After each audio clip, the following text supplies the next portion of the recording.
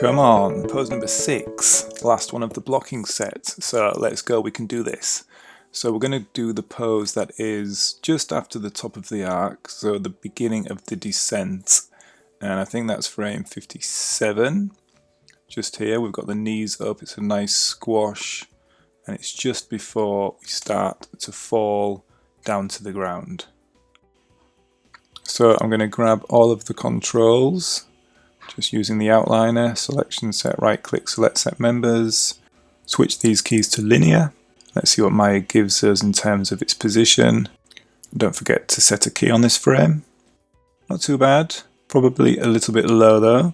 Yep, and if I just step through I can see that it is dropping just a bit too quickly from that initial high point. So let's grab the body, the feet and the hand controls as usual, and we're just going to raise him up slightly. Just checking against that reference again and making sure that those hips are around about the height we want them.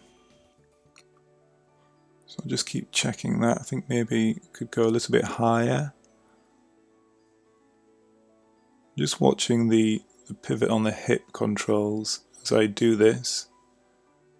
Just gives you a good point of reference for the path of action of the hips.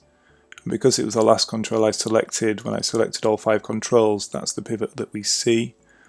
So I'm just really checking against that reference and just watching that hip control, watching that hip pivot and just tracking its arc. So I feel like just back slightly would help. Just keep eyeballing it backwards and forwards. Maybe slightly higher. Let's start from there, let's try that and see how we feel. We can always change this afterwards. So moving on to the feet. So this frame is quite a squashed frame, the body is quite compressed, so I'm going to pull those feet up to match what we have in the reference. Again, trying to avoid twinning on those feet. You can see that the knee in the reference, the far knee, I can see it more than I can in mine, so maybe I need to twist the body slightly, or actually I think pull the foot down just so I can see past that first leg, because it's quite a nice detail that we get some overlap in those thighs. Just grab that foot and pull it back again just to accentuate the squash in the posing, so we get angles that are working together, pointing down rather than being parallel to each other. And I can keep going with that concept, pull that leg back, but also I'll be able to just rotate those feet slightly so that they're not parallel to each other.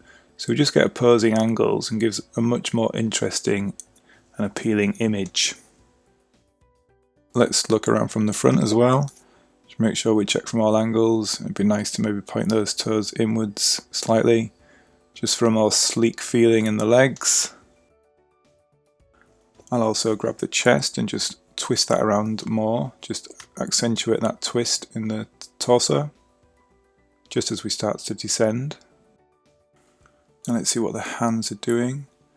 So actually in the reference they drop down quite far, but also I think what's happening is the chest is also compressing down as we get to the top, so there's some squash happening at the upper body too. Let's pull the chest over a bit as well, accentuate that squash, maybe tuck those hands in a bit.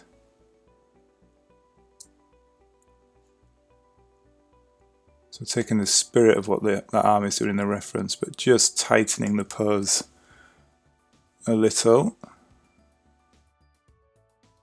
Tuck the arm in a bit more. Just get that nice and tight. It's almost like a ball at the top. Pull the elbows in, tighten the pose up even more. Grab the head. Just have him look down. He's going to spot his landing while he's up there. And let's just move that hand out of the way of his face so we can actually see his face. That'd be nice. There he is. Maybe I'll just step through and see how it's feeling. Starting to get a nice tuck there at the top of the jump. The legs come in and everything compresses. Not sure about that wrist there. Feels a little bit of an odd angle. I'll just align that with the forearm as we did previously, just so it feels stronger. Let's actually go for a bit of a stretch on this arm. I know we're not actually looking at this pose right now, but you know, while we're here, we can improve it. But as you start to add in more poses, you can see how they relate to each other, and you'll find that you do make little adjustments here. So now if I watch the chest, I feel like we need to just start making our way into this crunched up feeling, because it's kind of straight and then suddenly it's crunched. But I want the flow of that path of the action in the chest just to not be so sudden, because it doesn't happen like that in reality.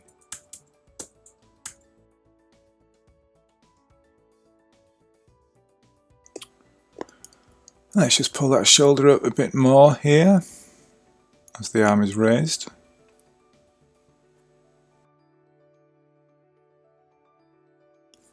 So I just continue to flip through, check from different angles, just looking from the front.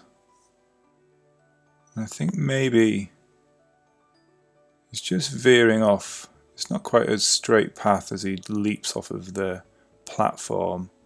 Feels like there's a little bit too far left in these jumps here. I think I just need to grab him and just move him right, just for these stretch poses, just so we've got more of a direct line as we jump. Just a little bit more right here, so you know he was doing a little bit of wavering left and right, just like that, but we just want to make sure that we get a true clean path through the air without any other forces acting on him. He's going to feel like he's breaking the laws of physics if he does waver left and right. Cool, so I think we are looking pretty good on that, and it's probably time to move on. So let's grab all those controls, right click, select set members, key everything, press S. I'm just going to switch everything to stepped keys so everything's flat. And if we try hitting play, you can see how it plays. Ooh, almost there, but we've just got our first and last poses not quite on the right frame. We just got them on frame 1 and 90.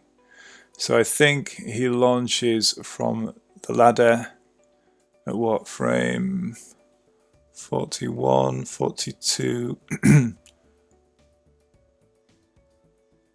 let's say 42, so I'm just going to hit a key there, click stepped keys again, and it'll just be the same key.